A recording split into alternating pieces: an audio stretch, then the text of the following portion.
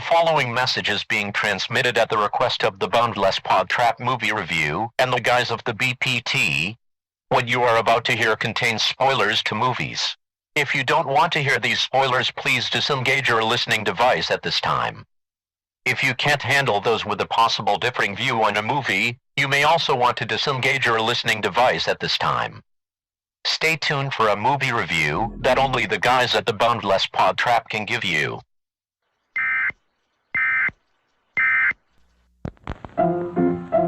Let's all go to the lobby. Let's all go to the lobby. Let's all go to the lobby to get ourselves a treat.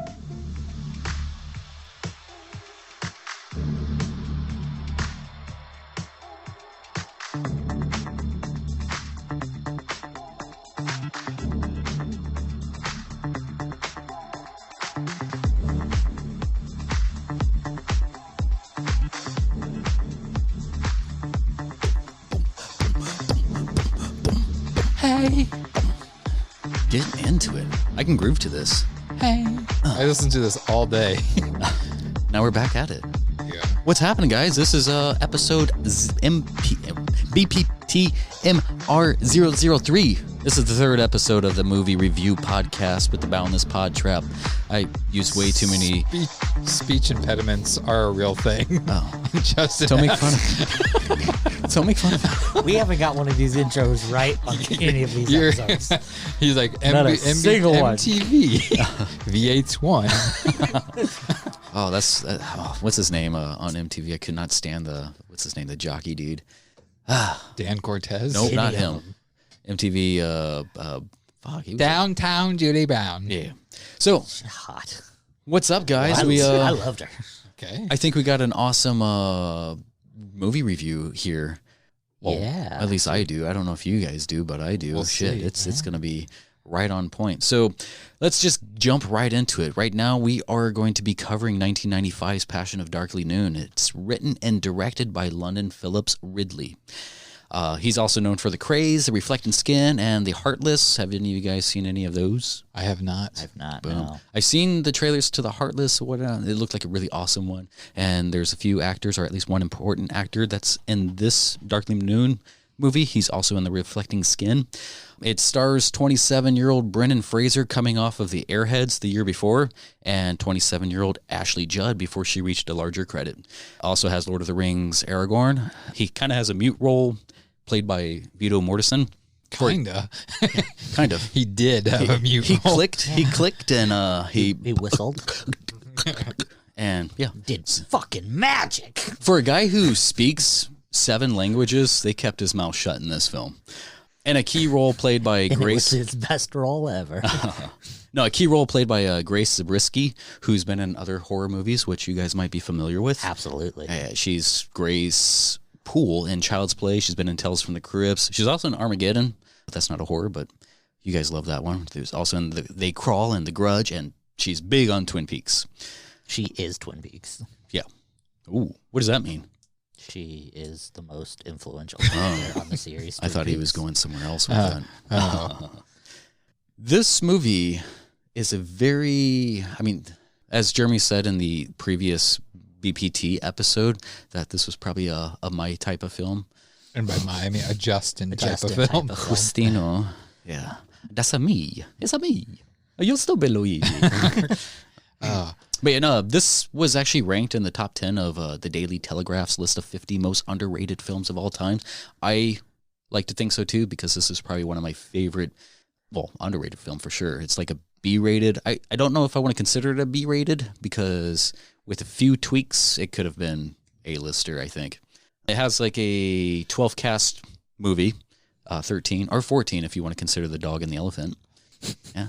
There are 14 people in The it. elephant is a There's cat. 12 people in And it. they all came at the very fucking end. There's 12 people in Okay. it. Yeah. The Internet Movie Database synopsis, it says, a young man who has spent his life as a member of an ultra-conservative Christian cult loses his parents and becomes disoriented. Wandering into a forest and meeting a coffin transporter, a caring woman, her mute boyfriend, and his mother. It's ranked as listed as a drama mystery thriller.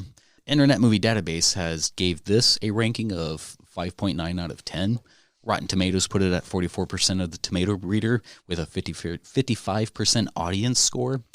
Personally, I would have to give it a 9.7. What about you boys? You only did that because I said we're giving 10s out willy-nilly. Oh, no, there's things I would fix about this. So I'll go first. I wrote a little thing here before I give my rating. I just put production-wise, it definitely gets an A for creating something more artistic.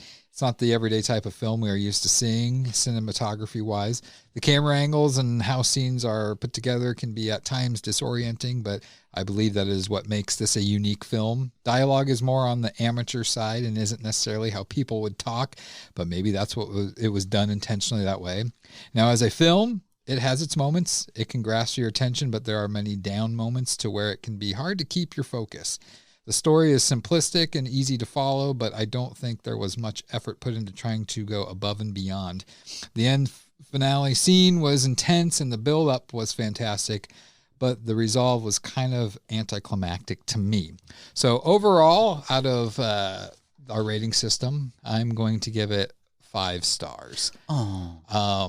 It was a good movie. I don't really have anything too harsh to say about it, but there also isn't anything I could say that was like, oh, this is great. So I think right there with Rotten Tomatoes and stuff at like the 50% area. It's a soft movie that goes hard and then soft again.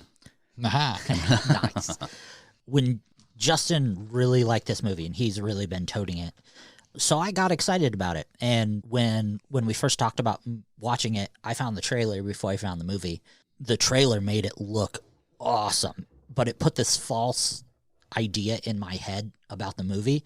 It kind of portrayed it as almost like a fantastical horror movie, like almost like a fairy tale. And it portrayed heavily in the fact of this woman as a witch.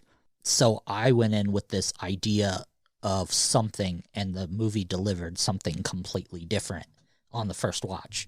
I watched it the first time and really tried to analyze it, and I think it took a lot away from the movie for me. I watched it a second time and just watched it as a fan, and really tried to like it. I really wanted to like it. And the second time through trying to watch it as a fan, I think I enjoyed it less than the first time.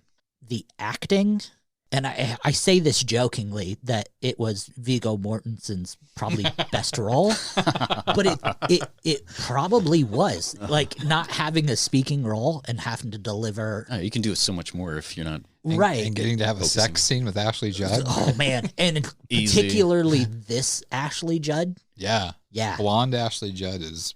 Not her underarms. Yeah, right? Oh, my goodness. And that's how they explained she was a free spirit, by just not shaving her armpits. Viggo Mortensen was amazing in this.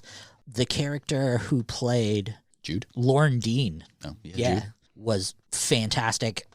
Ashley Judd's acting and... There's a few questionable parts with her. Yeah, that I thought. Ashley Judd's acting and Brandon Fraser's stuttering acting just kind of fell short with me. Yeah. Cinematography-wise, the shooting of the scenes were, some of the angles and some of the choices they made were beautiful. But the saturation and some of the lighting choices they made, and it could have been just me being colorblind, really took me out of it. So it was too much for me.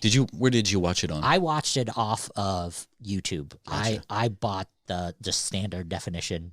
Yeah, I don't know if they recut it because I forget the company that re-released it back in like 2009 or something like that, but they brung the colors up and it's not the same thing. It was might have been that one. Super, super high contrast, super saturated. Everything was so bright, and I think they were doing that to emphasize the moods, is the way that I read an article. Yeah. That's why they did it like that. They wanted to make it more fantasy and more fairy tale-esque, but for me, it just took me out of it. So, I haven't seen that version of it, and I think the original does it well. It's not heavy, right? Because I grew up on that one, and I think if I would have watched it outside of that, it would have came off differently. But fair enough. Did you give your stars? I'm about to. Oh, okay. All that being said, I think I would have to give it a 4 out of 10. Aw. So collectively, we hit a 9. Give or take. Yeah. I think I'll probably carry most of this here, but I will say this. The movie itself got a 2.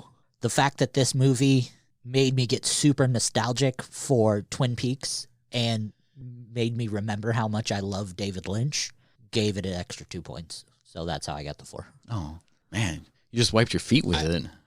My whole thing with this is supposed to be kind of digging into stories on set and looking at it from the director filmmaking part of it.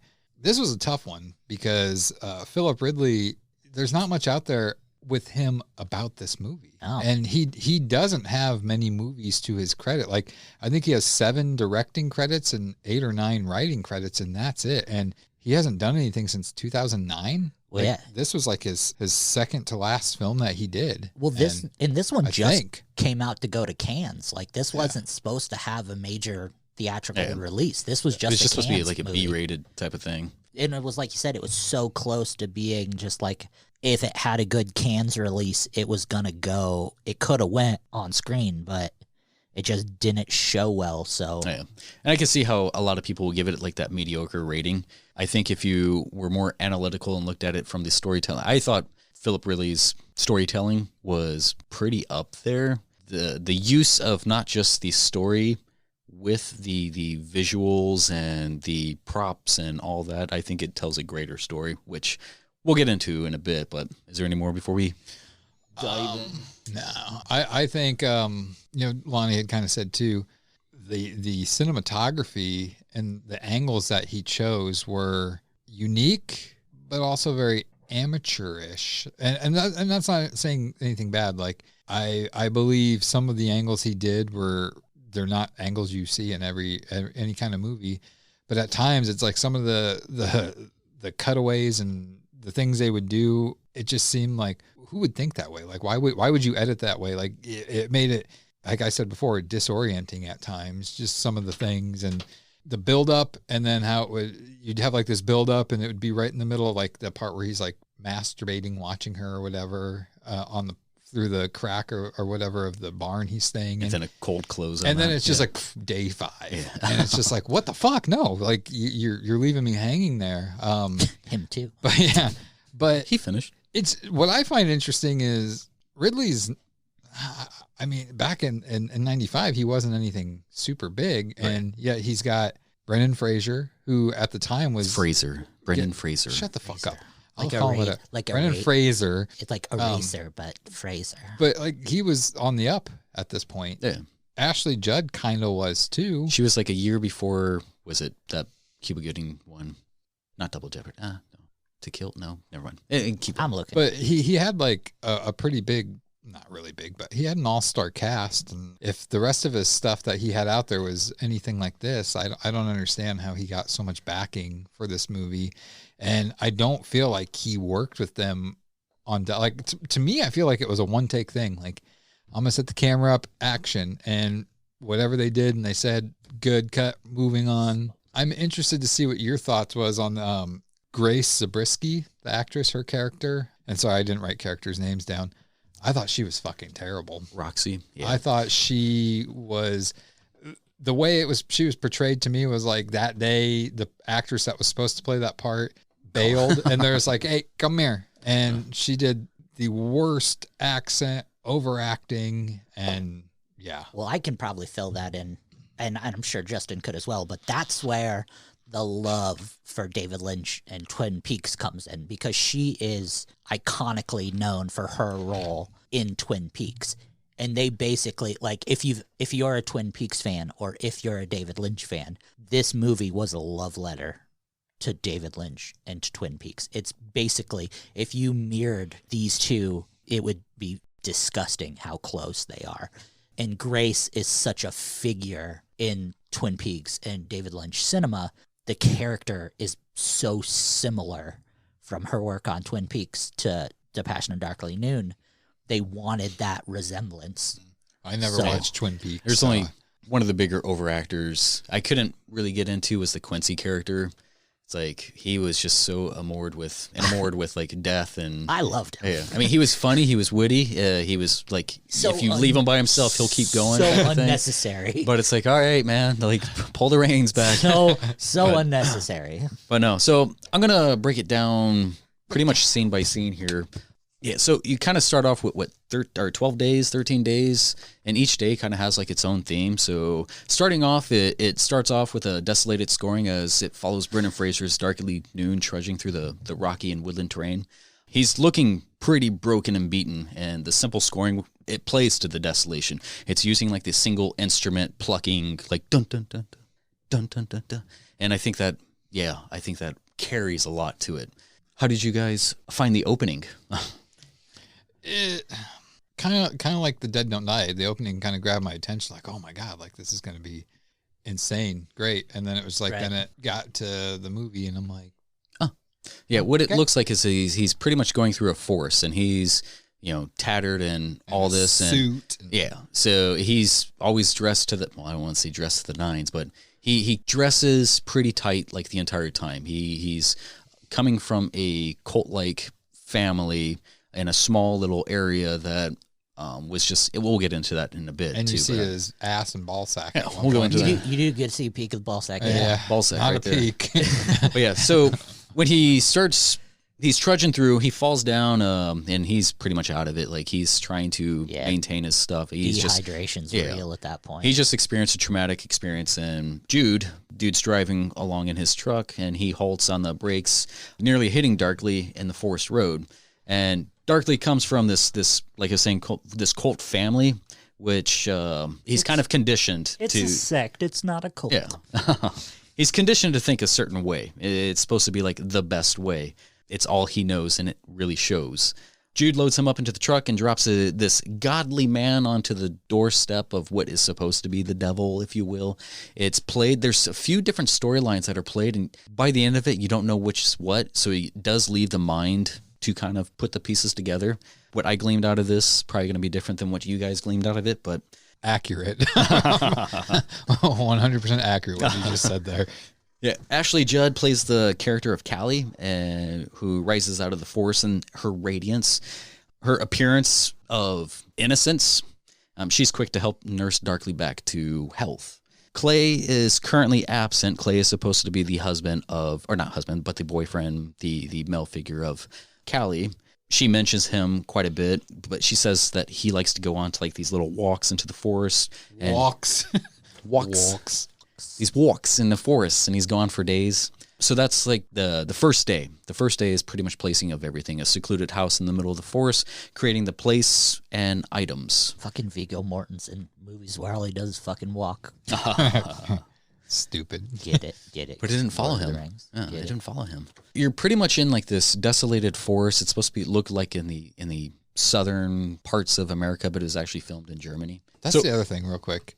I thought that set, that area, it looked like a movie set. It did. Built. It did. But yeah, no, it's in the woods of Germany.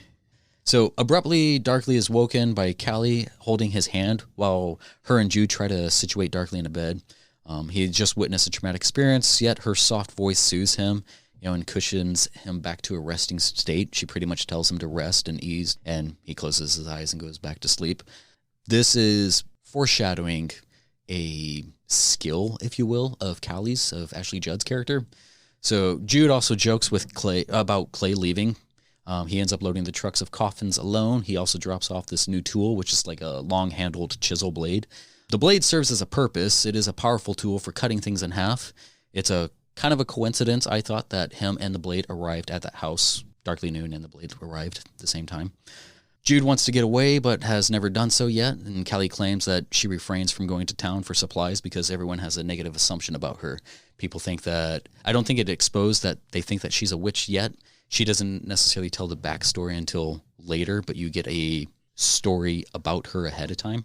Some of the best lines that I liked right there between like the conversation with Jude and Callie. Jude says, "Does God play jokes?" And Callie says, "All the time." And then as she says that, there's a crackle in the distance as though it's a response to the comment. And as soon as Jude leaves, that's when the rain starts coming down on her. And she just kind of like basks in it. She soaks in it.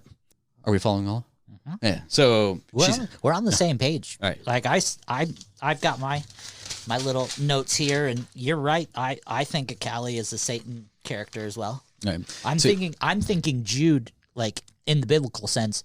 I take Darkly as the quote unquote Eve type character.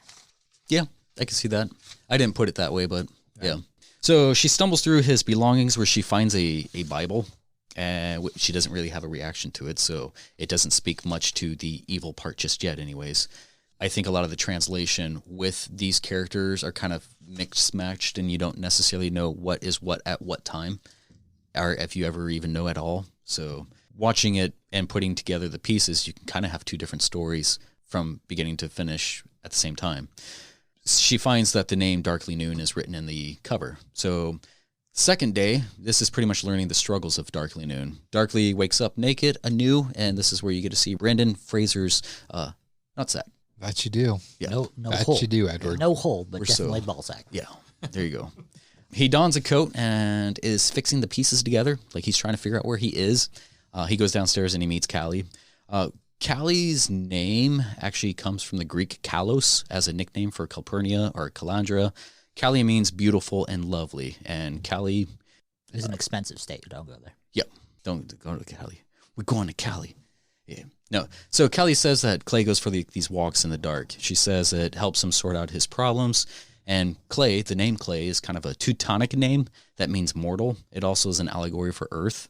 So she needs him to stand on. So she's kind of love-bound or stricken, or, well, they're both smitten for each other. Clay is the earth that she stands on, and she is the light that shines down type of thing. When Callie makes Darkly some food, she pulls the peach off of the plate soon after that, after they meet. And it's rather seductively as she starts to eat it. Whereas Clay is mortal, she is consuming the immortality. It's also a symbol of peaches are a symbol of nakedness, disarming, setting at ease. She has a knack for pretty much disarming situations. So if she finds herself in a heightened situation, she can pretty much use her looks, her beauty, her loveliness to pretty much disarm anything. Her peach. Yes. Peach. That too sometimes. Beautifully fried blonde hair. I could eat a peach for hours. So You both went, oh. I could eat a peach for hours. Yeah, afterwards she says that his clothes are ruined, that she had to burn them, and she offers some of Clay's clothes to him, her husband, or not really husband, so boyfriends. They're not married. It could be a clever way of trying to control a man, putting him into another man's clothes. Darkly asks about the Bible that was in the pocket, and we've established that right now that he's doing a little bit more talking, that he has like this stammering stutter. And Darkly starts in on his religious traditions, on how he got his name. He says his name, Darkly Noon, comes from 2 Corinthians 13:12, which says, "For now we see each other through a glass darkly," which is actually 1 Corinthians. 2 Corinthians says, "Greet one another with a holy kiss." They said his parents took a pin and randomly stabbed in a Bible, and the name that it stuck into was Darkly. So yeah, Darkly and Noon. So that's how they choose their names in their community. Darkly reveals that his community was slaughtered by an explosion and townspeople, gunfire, helicopters, and all that. That's why he was running through the forest. He was trying to get away. There were some townspeople who were causing issues, and when they went to go get the authorities, everything just kind of went haywire and pretty much slaughtered the entire town, and he was the only person to escape. So Callie takes pity and understands the feeling of pretty much being casted out, an outcast. So she allows Darkly to stay in the barn where she tells him that she once lived. And this starts the third day. He's coming to ease a little bit. They establish the rules, the sins, the threats, etc. His temptation is tested on this third day. Callie is in a short dress glistening in the sun. He offers his charity to help her fix up the house, and she begins to call him Lee. She says, "I can't call you Darkly," so she removes the dark part from his name and just calls him Lee. But the subtle things, she slips in her joke. She says, "The whole damn house is going to fall down. I swear of it." Were you going to say something? You're leaving out her outfit in this scene. I said she was wearing a short sundress. That wasn't descriptive enough. yeah, it's a short. It was revealing. Backless. It was revealing a lot of skin. A lot of. It's a very hot day. You can see pretty much for the entirety of the film, like they don't have air conditioning. She's getting lippy. Yeah, she's getting. Well, she wasn't wearing much. She was not wearing much at all. Great camera angles. Anyways, go ahead. Back on all fours on the roof of the mouth. Roof of the Where's your house. mind at? Yeah, so and he pretty much strolls up behind her, just taking a second to look at her, and he's kind of There it is. There it is. Yeah. Thank God we have the visuals. You can catch it. Microphone is standing at attention. But yeah, so also you find here that Darkly kind of establishes a bit of a modesty. His button-up long-sleeve shirts, he keeps it all the way up to the top button, even on like the hottest of days. Like everybody's pretty much sweating through this. There's beads of sweat on every, like it's a southern hot day, or at least it's supposed to look that way. Callie is having a talk about the harshness of his ways, pretty much trying to ease him back. Like, hey, we don't do things like that here. She says, God can strike me down dead, and a shotgun blast is fired upon the front porch. In a fit of emotions, she fires back. She grabs a shotgun from the house and starts firing back. It wasn't a shotgun. It was a 22. A 22 shotgun. It's not a shotgun. She grabs a firearm. It's a and- rifle. Yeah. And You were the one in the military. You should know your fucking guns. I didn't fire a shotgun like that. Obviously. But yeah, no, she fires back, exclaiming that she isn't hurting anybody. You notice here that she also kind of seems to, and this is what I was getting back, like when she was easing Darkly to, relax and try to rest and stuff like that when he came into the house, what she kind of speaks, and she speaks into existence. Asking for a smile from Darkly, she speaks aloud saying, Clay, come home. You can tell Darkly is holding back his temptation still. That was day 3. The 4th day starts, and this is pretty much where Darkly pulls back a few layers. He learns more of her, and he pulls back some of the layers of himself, trying to not necessarily drop his ways, but reveals more. So it starts with Callie and Darkly in the kitchen drinking some lemonade. Callie's rubs an ice cube across her neck and chest.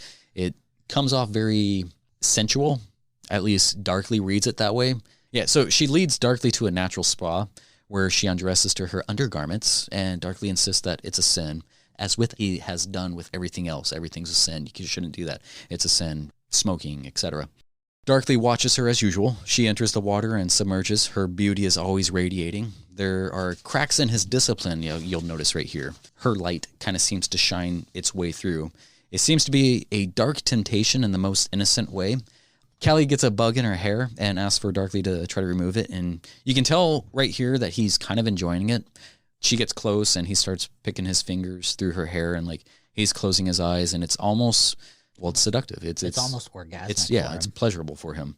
He's enjoying it, but there is a shame that kind of weighs heavy on him in his efforts. His distraction ends up killing the dragonfly. Right. So he's trying to pick the dragonfly out of their hair and just orgasms all over it. And then she shows him her favorite spot. 1 second. So dragonflies, they learn to scurry across the water surfaces. It's kind of like a strong symbol of looking beyond the surface of a person or situation. The totem of a dragonfly brings insights of adaptability and transformation, and the beauty and aerobatics of the dragonfly were considered the perfect way to catch our attention. Dragonflies are linked with water, and water is an emotional element. I think the dead dragonfly symbolizes his own transformative corruption. So this is kind of one of the beginning of he's giving into his ways, or not necessarily giving into, but trying to maintain his footing, maintain his discipline into what he was taught. So after the spa, she takes him to the cave and says, this is my favorite place, as Lonnie was suggesting.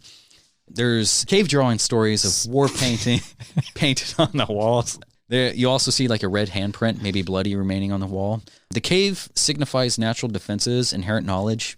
A cave may symbolize a loss of instinctual reactions or knowledge, and some aspect in life will not turn out as planned. It could also represent a womb, a birthing, female genitalia. She has played on his emotions, maybe not intentionally, but maybe as a natural display. This is kind of just her nature, is sexual as a woman.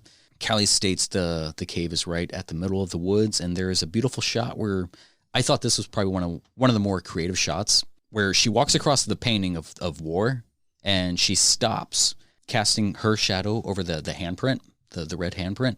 It was red. I don't know if you saw that, but Sure didn't. Lonnie's colorblind for the movie review listeners here. I seen it, but it was a gray handprint. So she finishes saying that the cave is the heart of the woods, and the handprint is at the heart of her shadow. Stopping on that and delivering that line, I think, was kind of a very cool storytelling, romantic, like, it was beautiful. It was poetry in motion. Handprints are recognized in Native American culture. The handprint is a symbol for proficiency in hand-to-hand combat and grants the wearer energy. So she has, I don't know yet if it's signifying combat for her or how she would combat something. She has a ability of just easing out of things. So she covers the handprint with her own with her shadow. She covers it with her shadow. The shadow is symbol of the self, a mask or avatar to something hidden. She omits the light, but there seems to be a grasping darkness over her heart. So it's grabbing her heart. Darkly says, someone once told me that you can walk halfway into the forest and then after that you are walking out. And then Callie disagrees and says something like, you can walk as far as into the woods as you have a mind to go. It can go on forever sometimes. She's pretty much the shining light in that cave with the things that she is saying. Darkly confesses that he's been thinking about her and those few days that he's been there, insinuating to be something more, and she acknowledges it as though it was her workings. Like, she's just brushed it off like, yeah, I know. And she sidesteps it and asks him to be a part of their family and not to spoil anything. And then that's when she exits and leaves him alone in the cave, and it echoes back to what I said earlier. The cave symbolizes a loss of instinctual reaction or knowledge, and something will not turn out as planned. So yeah, later, at the barn, he takes a tin and begins making his own little safe. And a safe is meaningful to hold the things of value. Maybe he feels like he's not as protected as he thought. So as he's trying to maintain his ways, she's pretty much disarming him and dropping his defenses. He dumps all the clay stuff out, and the first thing he puts in it is the Bible, and next to that is a picture of his ma and pa. In his disappointment, he has realized he hasn't walked his path. He's replanting in a way that's more adaptable, like how a metal tin is more pliable. Obviously, this is right before he jerks it to her, so maybe he's strong in one way. She comes out, and he's pretty much beating it off. Fifth day, he's pretty much facing his limitations, his rejections. So the next morning, he's holding a handful of white flowers, and Darkly spends the morning collecting some flowers for Callie as he's on the edge of the woods watching Callie soak up some sun. And then suddenly you see Clay come from the other side of the screen. Clay's returned, and it crushes Darkly. He smashes the freshly picked daisies as he watches them return to the house. He's broken. He's saddened. Her legs are wrapped around Clay, kissing him. Daisies symbolize love, fertility, and sensuality. He nearly molds the flowers like Clay into a ball, so his anger, he's hurt. So much that he expels the ball of once beauty to the ground. But he notices this barbed wire bird where he stands. And birds symbolize freedom of flight, precision and timing and perspective, vision and individuality, and this is definitely bad timing. So he's sure getting a perspective. Not only that, but he is also pricked by the barbed wire, and the timing shows the pain and beauty. When I first watched that scene, I didn't see the barbed wire. I totally thought it was just the bird's bones, and he'd cut himself on the bone. I think that's one of the things I thought originally too, but that was like when I was 10. But yeah. So come dinner time, we are introduced to Clay, who's a mute. Callie begs Clay to stay, to allow Darkly to stay, and he pretty much concedes. Darkly returns to his religious values and questions their marriage status. Like, why aren't you married? Like, I don't see a ring on your finger. In some sleight of hand flirty ways, Clay produces a feather from her hair. Fucking magic. Yeah, he's fucking going all David Blaine in here. David Blaine, stop. But yeah, no. Shave it. He pretty much pulled a feather from her hair, acorn from her breast, and an egg. Callie also lays her apple core on the table. Callie and Clay then retire upstairs for some fun time, leaving Darkly at the table with a few items Clay produced, playing with Callie. That's when Darkly grabs the eaten apple. In dreams, an apple core indicates that whatever you are striving and aiming for may not be fulfilling and even harmful to you. It may also represent neglect and carelessness. Darkly returns to his room above the barn, where he places the apple core in the metal box in his safe, where we can see the barbed wire bird. We got the Bible, which is his path, the pick of his parents, which is his guidance, and the barbed wire bird, which is supposed to be like freedom and restraint. The apple core is also like the darker desires. So come the sixth day, this is pretty much where he tries to encourage and amends with Clay to maybe get married, and then seeks guidance with his dead parents. He's talking to a man who can't talk back, which isn't really getting him far. So he's a guy who's kind of has like this stutter, and Clay barely talks. That was the fastest day, sixth day.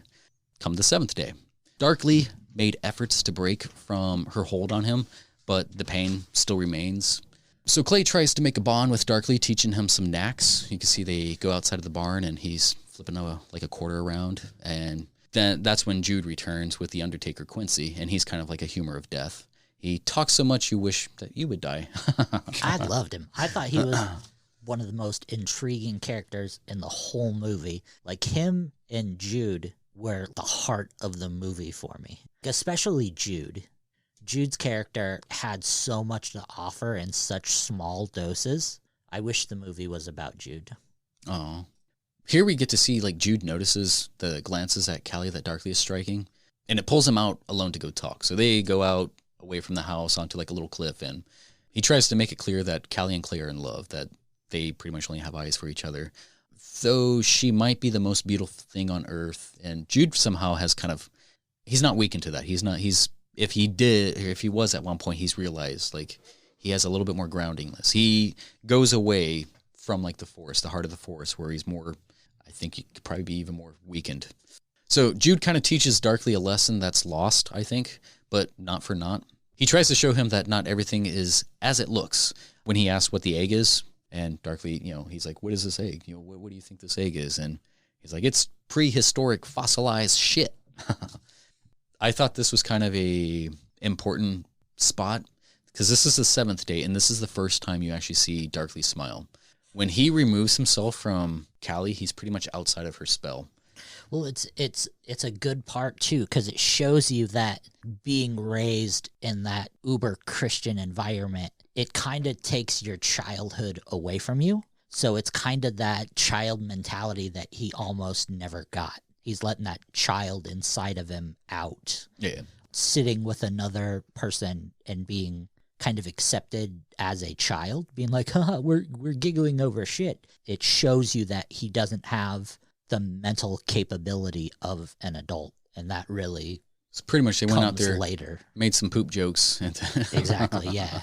It shows he doesn't have the mental capability to handle himself, and that really goes into stuff later.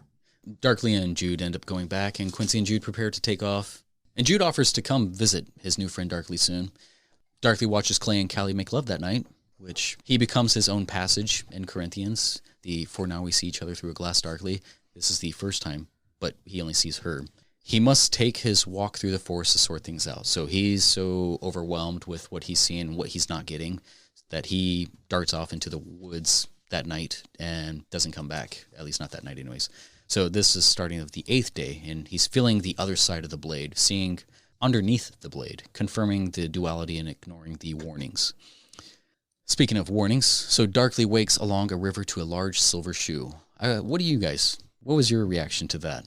What the fuck is 100% my reaction to that. That's actually in my notes. What the fuck is with the giant shoe in the water? I think there is, it depends on how you take the movie. If you're thinking about it like in a biblical sense, which I think was one of the interpretations that Ridley was trying to really drive home in his uber artsy, I'm too artsy for my own good. Oop, I got lazy and forgot I was trying to write a movie. I think the silver shoe was kind of his innocence and his will to keep himself, because the other thing that happens later that involves the silver shoe. Right. Man, yeah, what the fuck? See, I mean, you see like this large floating silver shoe with a bird perched on it. So birds, again, are pretty much symbols of freedom, and the shoe is you walk in it. It's a symbol of movement. Well, and the bird, too, is his first taste of grabbing the bird with the barbed wire, is his first taste of self-mutilation. Yeah, like realism type of thing. Yeah, it was his first release of that self-mutilation that he does to himself later. It's that release of sanity. What I found out of this omen as I saw it, so the shoes are of movement, the silver is clarity and focus, and the water also means movement, but is tied deeply to emotion. So he needs to move on with his emotions. The bird appeared to be a raven, and ravens are teachers. So this was a confusing omen to Darkly, and he saw his out, but he did not take it. And then after that, Darkly heads towards the house, but runs into Roxy, who we find is actually the mother of Clay. She makes a comment that things can be beautiful on top, but underneath they are uglier than sin. Pretty much going back to how like the representation of what dragonflies, they scurry atop of the water, but there's things that are deeper. Here we find that the barbed wire birds are for training the dog Dottie. It's asserted now that Callie is a witch. This is just now confirmed, and he kind of buys into it because it goes along with what his teachings are. And after returning, Callie tries to ease Darkly, saying, "Don't believe her and stay away." Roxy hates her. And it's kind of like a voiceover. And this is another creative shot that I really loved. Yeah. So it's a voiceover of darkly painting a cradle red. And the cradle may symbolize his own childlike demeanor, his need for security or swaying back and forth of what to believe. And red is also the color of romance and also anger. So he can't decide which way to go. The movie is properly titled Passion. And Callie uses the defense of not wanting to talk about it and being the gentleman darkly is. He would seem to have let the conversation in. Right. And that's something like a lot of the descriptions and a lot of the stuff of the movie, a lot of the descriptors they use is erotic or eroticism when they're talking about this movie. And it's such small little details. It can be easily missed if you're not looking for it until you watch the movie and then you're like, oh, okay, there's this. Oh, okay, there's this. It's done so smartly. It's not like in your face nudity or... It's like at the end of this scene where he's painting, he goes and looks at the redness of his hands before he washes them off, and it's like it's covered in red paint. It's kind of consuming. It's like the beginning of his transformation. Then you go back into the barn and darkly practices that self-flagellation, as you mentioned. It's kind of a ritual, and he squeezes the barbed wire bird, causing him to spill blood. It's a devotional ritual to pretty much tame and discipline his own guilt. In religious contexts, mortification of the flesh is seen as spiritual discipline, reestablishing your focus to God or penance. So come the 9th day. The fire is finally starting to rise, and Callie treats him again and warns him that he needs to be careful. She's kind of still shedding that light on him, even though witch was dropped, and for the viewer, it's not obvious, but you want to kind of like lead on with it too. So she says the wound can get infected, turn to poison, and could happen fast. That's also kind of like the information that was revealed to him. So it's kind of infecting him. So Darkly finally puts up his guard with Callie, and he has many questions but can't bring himself to question her. Then he just returns to the forest to seek answers from Roxy. And she kind of explains that she took Callie in when she lived in the house, and Callie killed her husband and stole her boy. And so pretty much paints her as like a temptress. And earlier, Callie admitted to living in the barn once, so that kind of explains that. Roxy reveals that Callie confided in her saying she was barren, and she speaks to Callie's favorite place in the world, the cave. She is drawn to the womb. She can't have babies, but that cave is pretty much the womb of the forest. Darkly, upon receiving the information, returns to the house, and another voiceover is shown of Darkly clearing the table. He's trying to get everything straightened out, but asking why he would ruin a family, and Callie admits that Clay's dad tried raping her and died in the act. So it seems, all in all, like... But right. You still, as a viewer, don't know what to believe. Yeah, it's still you're still wanting to be... Both stories are as believable as the next. Exactly. You have no proof of one way or another.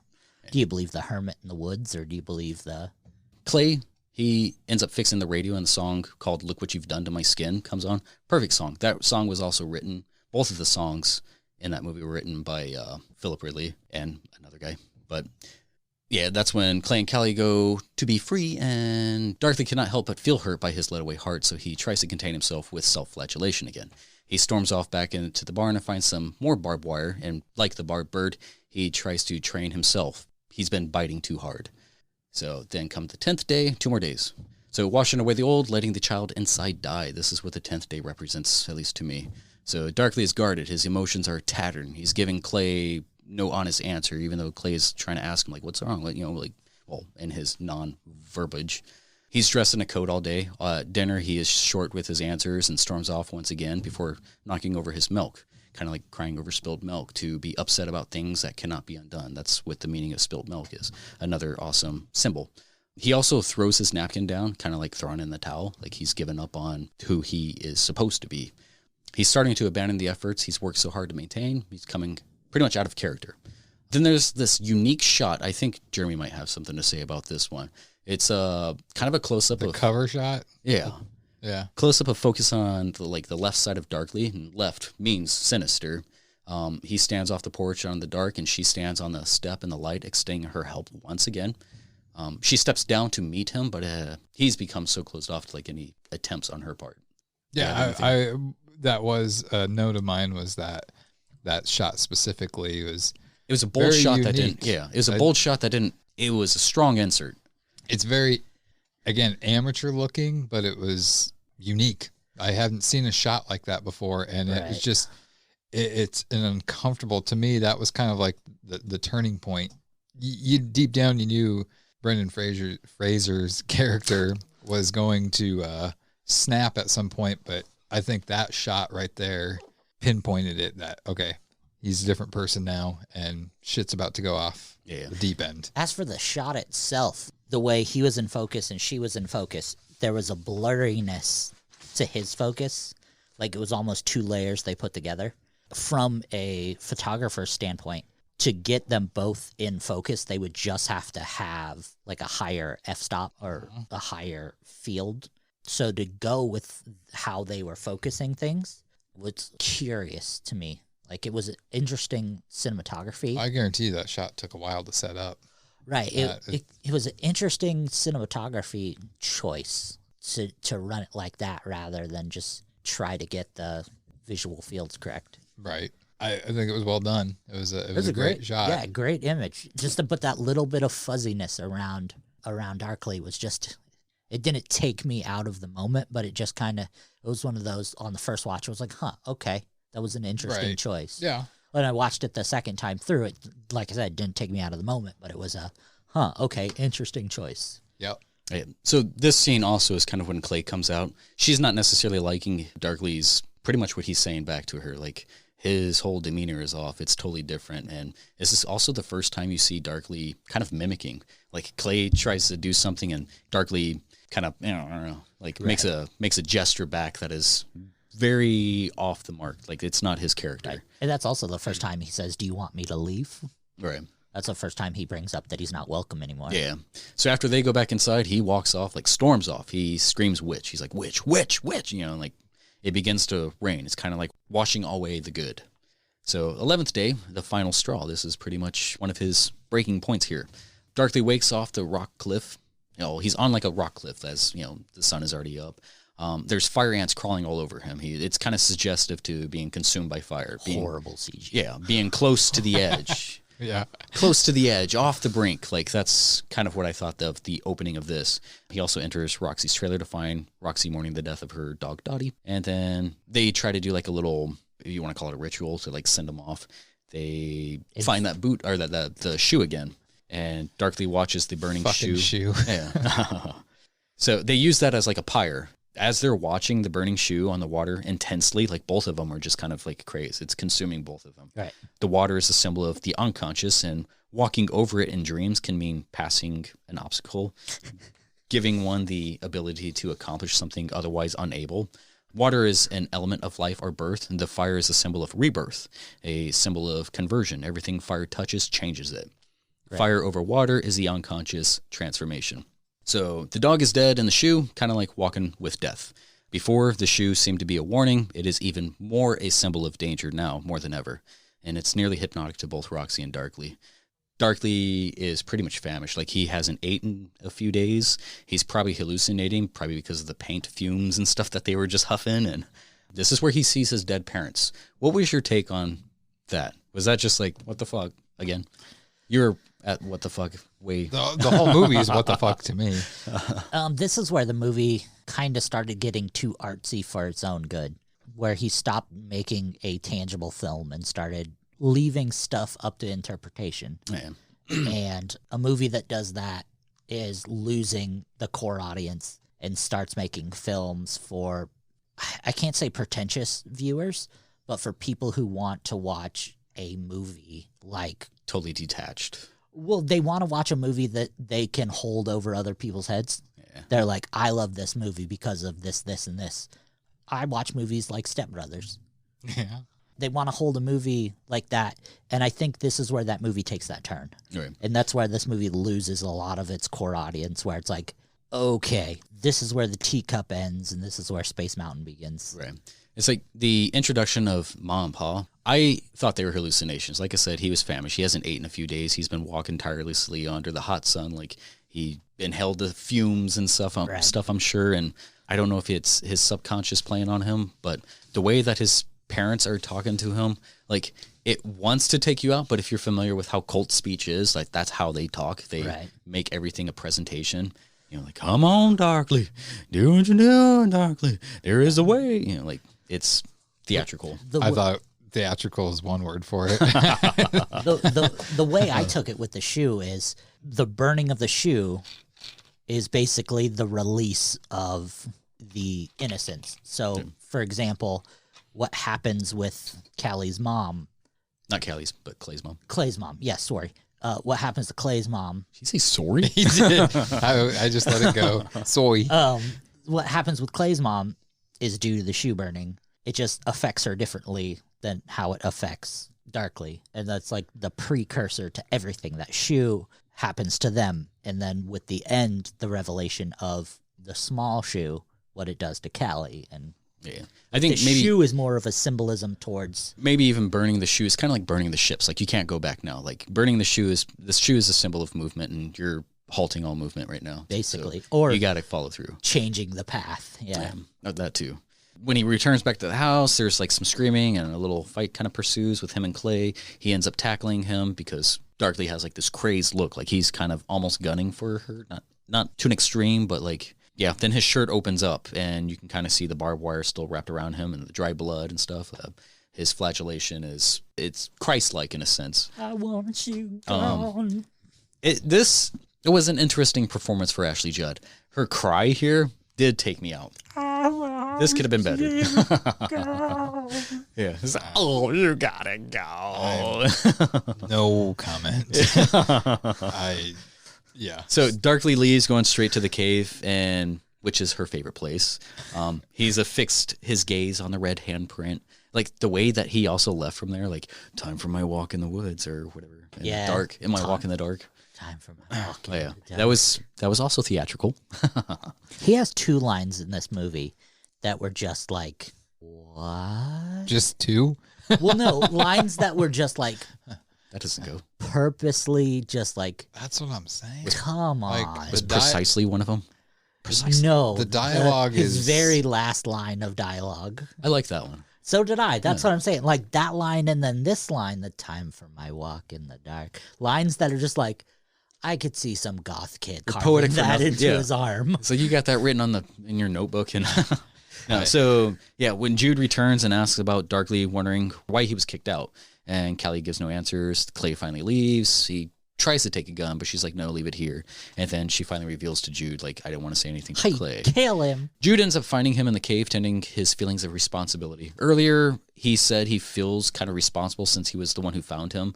It seems as though a brotherly relationship, I would think. It comes off that way anyways. And Jude means praise or commendation. Biblically, Jude is the half-brother of Jesus, and Jesus wore the thorns, as does Darkly, wearing the thorns right now in barbed wire. It's a loose contrast, but still. Jude is set on getting out of the forest and just doing this right now and taking Darkly with him. You'll see another shot of the handprint, but it's now on the shadow of the heart of Jude in this scene. After the sending off of Dottie, Roxy is back in her trailer. She's drinking, and then she's sexualizing her weapon. She takes the barrel in her mouth and her toe on the trigger. As the bang rings out, Darkly darts up. So this is the final day. Darkly enters her trailer to find her dead with one to the head. His voices or hallucinations return, his parents edging the guidance more harsher than before. This scene was not the best scene, especially for Darkly. Like, his stutter is gone. Like, he's not using that, he's like, I don't know what to do, Mom, Pa, whatever. And then they pretty much claim out, like, no faith without blood. So, final night. This is the ending part here. Darkly releases all of his modesty now. From up until now, he's always been dressed up to the neck type of thing. The cave kind of serves as his womb to be born again. It's kind of christening over the fire. He paints himself red, which is the color of passion. Elsewhere, you can kind of see Callie and Clay engaging in their own form of passion simultaneously. The paint dirties the water. It was an awesome shot of like the paint kind of like, it's kind of like corrupting the subconscious. He touches the handprint of the cave where Callie once told him that handprint says, I'm part of time. There may be nothing left of me but this handprint.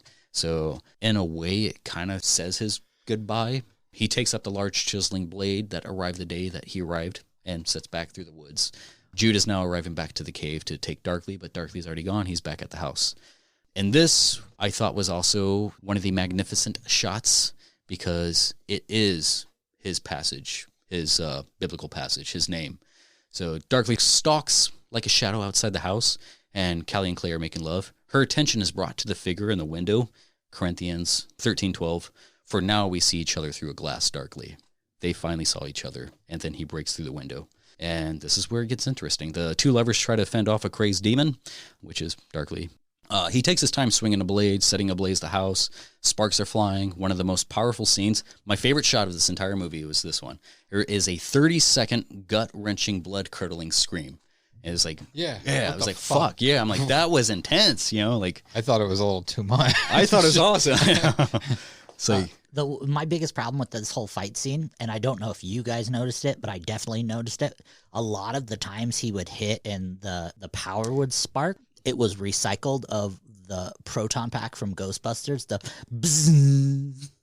I did not notice that. Listen to it. It bothered the fuck out of me. Right before Darkly could complete his journey of cutting down the witch, she cast her spell. Midnight becomes noon, pretty much, as I would say it. So midnight is what Darkly's name is. Darkly noon. The noon is 12. The Darkly of 12 is midnight. Midnight becomes noon, the brightest part of the day. He wore the war paint, which is devotion under the barbed wire. He closed off much of himself, yet she was still able to shine a light into the crack, which stopped him in his tracks. She said, I love you, Darkly. And right before he took that final swing, he stopped in his tracks. Then with a bang, his heart becomes a shadow. So he died from the hand of Jude and said, who will love me now? Like, best line of the movie. Yeah. So who will love me now? So everything she says, like I said, was spoke into existence. Earlier, one of the first conversations, she said, one day the whole house will fall apart. And it did. Go to sleep. Please come back, Clay. All this. Everything was kind of coming to what she was saying. So then a circus family approaches the burned down house. The man quotes Darkly earlier's comment about going halfway into a forest before coming out, where she replies the same line of, it can go on forever. And the family reveals that they lost their belongings in the large shoe floating down the river. So all that symbology of what the shoe might have meant is probably just... It's just bullshit. It's just bullshit, They were just traveling in a I called it at the beginning. Yeah. The shoe is just bullshit. And this is the whole fucking something time. Something I noticed with like the ending here is like the boy seemed to adhere to Callie, like kind of like a spell was cast onto him, despite her tattered condition. Like she was just looking like shite. Whew, shiza. But still 7 out of 10 would bang. 7 out of 10, 10 out of 10. Like I was saying, Callie means beauty and lovely. She is the light. Darkly noon means midnight. He is the darkness he hasn't realized yet. Many conversations lead back to the concept of the forest, which was kind of like the concrete concept. Callie said her favorite place was the center of the forest, the cave, and she loves the heart of the forest, the womb. In analytical psychology, the forest represents femininity. In the eyes of a young man, an unexplored realm full of the unknown. It stands for the unconscious and its mysteries, and the forest has great connection with the symbolism of the mother. It is a place where life thrives. For the movie itself, to try to wrap it up, like I was saying earlier, it's good to have something, script to paper, but what makes the script better? It's pretty much writing it in the font that is fitting for the characters of the story. On a paper that is fitting to the texture of the theme of the story, with the details and the footnotes in the corners, things you have to kind of look for. That's what I saw in this movie if I were to wrap it up. I think many movies tell the story with good actors that memorize their lines, but there's greater intentions behind movies like Passion of Darkly Noon with props, tools, cam angles, poetry in motion. What do you think? Sorry, what? I wasn't listening. I'm not into symbology or whatever. Like when I watch a movie, I'm entertained by it, or I'm not entertained by it. I don't look for meanings and stuff like that. And that's probably, like I said, I don't hate this movie. It's not a bad movie, but I also don't think it's as great as how you feel about it. I'm one of the select few. I'm of the elite. And there's a lot of people who agree with you. And there's no, I totally understand. It is a middle of the road type of movie. Anybody that is listening to this that's never seen it doesn't have to now, because Justin they have just audiobooked it. Yeah, exactly. My honest thoughts is that this movie is a prequel to Encino Man. Fucking dick. Jeez. You already used that character like 3 times. So if you think about it in not a Christian interpretation, but if you think about it in like a Hebrew version of the Garden of Eden, it can kind of go in that sense, in like a biblical sense. So if you think about it, if Clay is like the character, well, I guess it wouldn't be a Hebrew sense, but it's like a mixture of Christianity and Judaism. And the only reason Christianity's in there because Judaism doesn't believe in Jesus like a prophet, but if you think about it this way, as if Clay is the Jesus figure, he's the carpenter who goes on long walks. Think of Darkly as Lilith, the first woman in the Garden of Eden. Think of Callie as Satan. Think of Roxy as God. And think of Jude as Adam. The story kind of goes pretty well with the original telling of the Garden of Eden. And those who don't know the actual first telling of the Garden of Eden won't know Lilith and her version of the Garden of Eden. Lilith wasn't cooperative at all towards the Garden of Eden. She was easily persuaded. She wouldn't listen to God's word at all. She was just constantly giving in to temptation, even though Adam was, we're here for a reason, we're here to do this, we're here to do that. So she was instantly cast out. It kind of goes along those lines a little bit if you want to put a biblical sense to it. I think from a lot of the things I read, a lot of people do give it from a biblical sense, but there's no definite yes or no in those terms. It's just whatever you want to feel about it. Like a lot of these movies, a lot of the art house films that don't have a solid reasoning behind them, they leave it up to whatever your interpretation wants it to be. That's what I feel.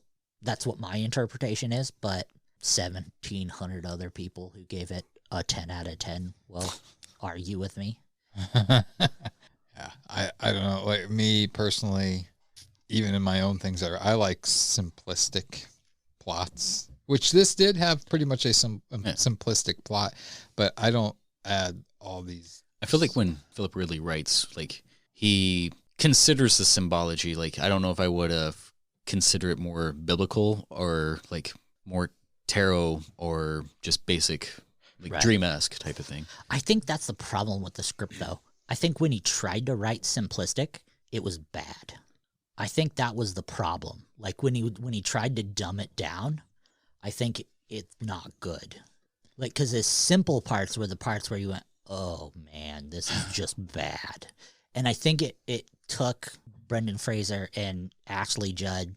I can't necessarily say it wasn't their bad performances, which I think they did really have bad performances, Yeah, but I think they were given bad direction, and I think it all came from a bad script. Their basic parts were like, here you go, do this.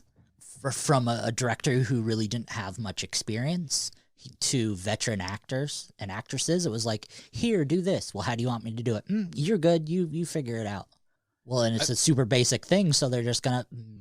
It's like you said earlier. How did he get these big names? Probably they're friends with Viggo Mortensen, because I'm thinking maybe he called in some Could favors. be. Well, I mean, Ridley's not making movies anymore, so I don't know. Might be a reason why. Yeah, exactly. And Justin, don't take this the wrong way because we were just kind of crap talking on Ridley, but I see this as a type of movie. Like if you ever wrote a movie and directed a movie, I see this 100% as the kind of movie you would make. And I'm not saying I mean, yeah, it would be bad. I just see, because I know even with the Colden script, like that's one thing you said about this movie too, is that, you know, you thought I might like it because to you it kind of resembles the Colden script that I wrote. And yeah, The development of the character.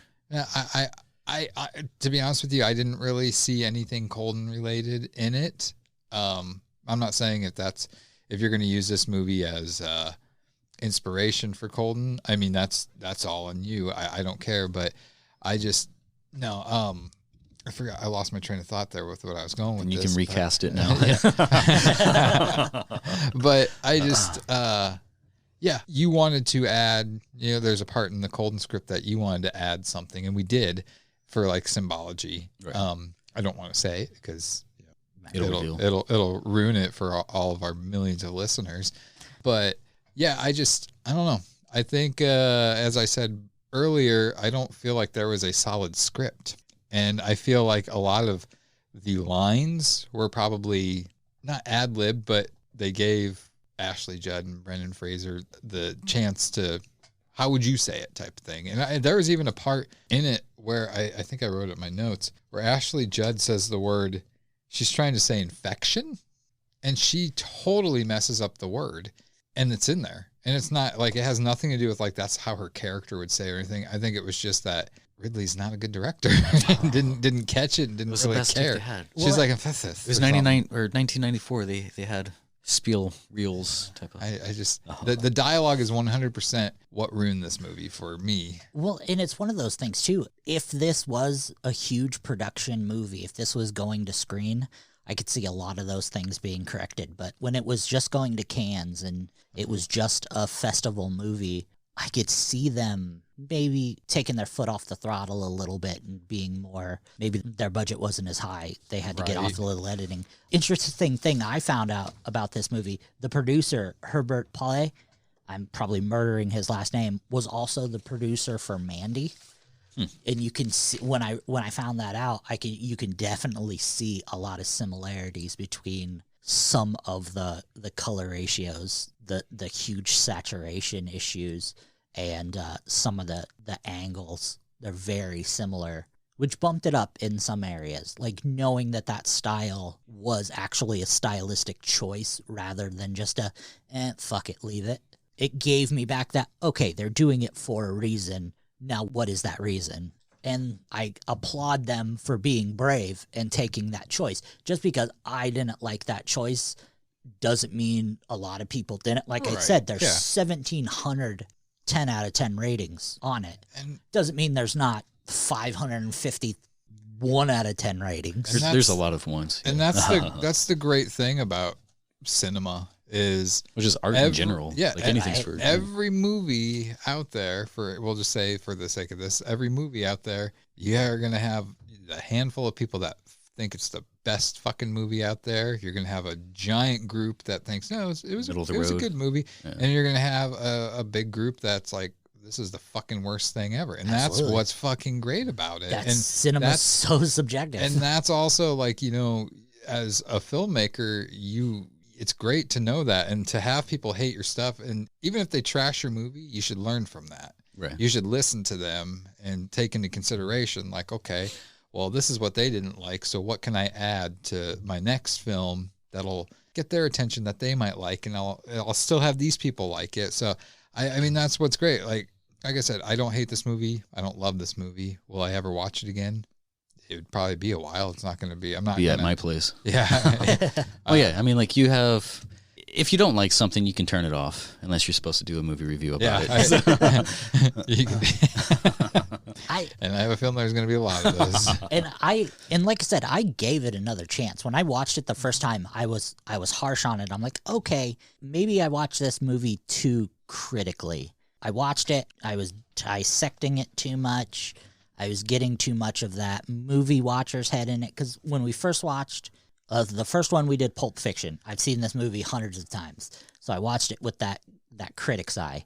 Second movie we watched, The Dead Don't Die. I watched it with that critic's eye because I've seen it a whole bunch of times.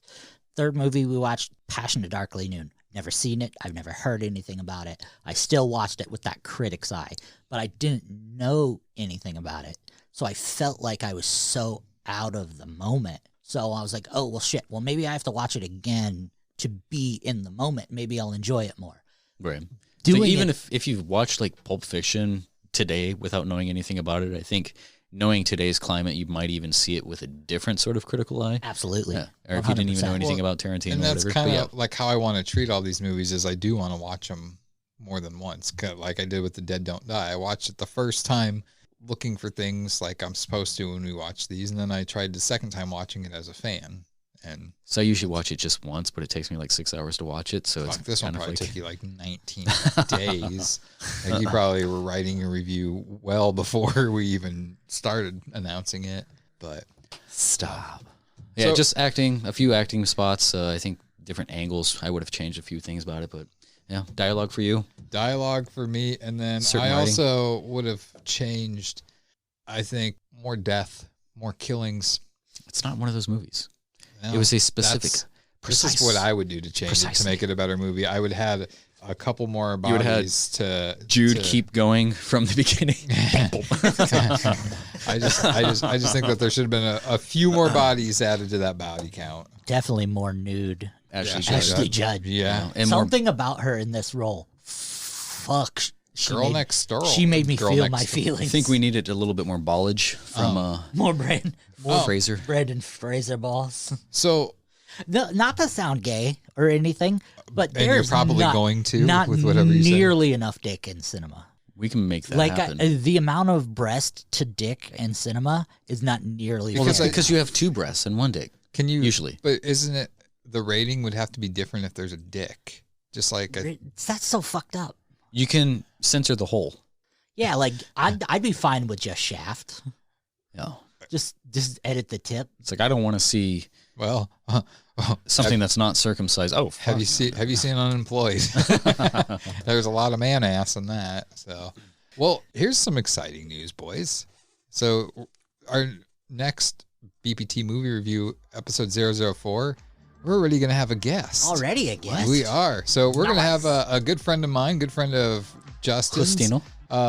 Lonnie, you've met him a few times. He's actually a co-star in Unemployed with Justin, a movie we did a few years ago.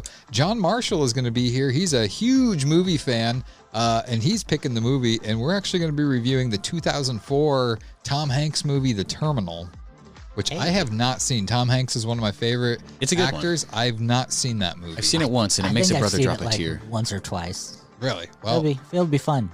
we'll be reviewing that. We'll have John here in a couple of weeks. I'm gonna predict it. It's gonna be. Oh, if I say it out loud, it's gonna be a 4-star for him. We got For me? Yeah. Okay, we'll see. well, we've got John's next choice. What do you got on the roster for? So after that, I'm gonna pick it, and I'm gonna go with a 2006 movie called Alpha Dogs. Oh, nice. I know my next one after Alpha Dogs. We are gonna watch. I can't think of the year off the top of my head, but we are gonna watch Stand by Me. Ooh.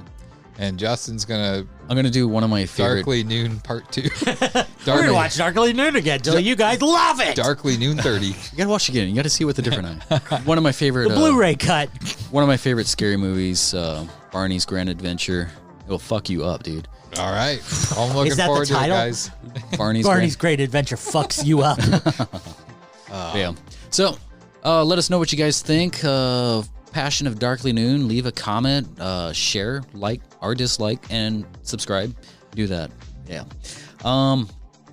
Anything, boys?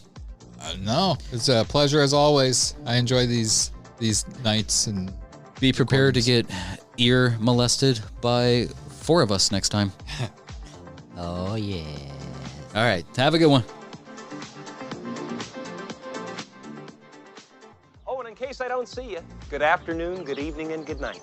This concludes our broadcast day.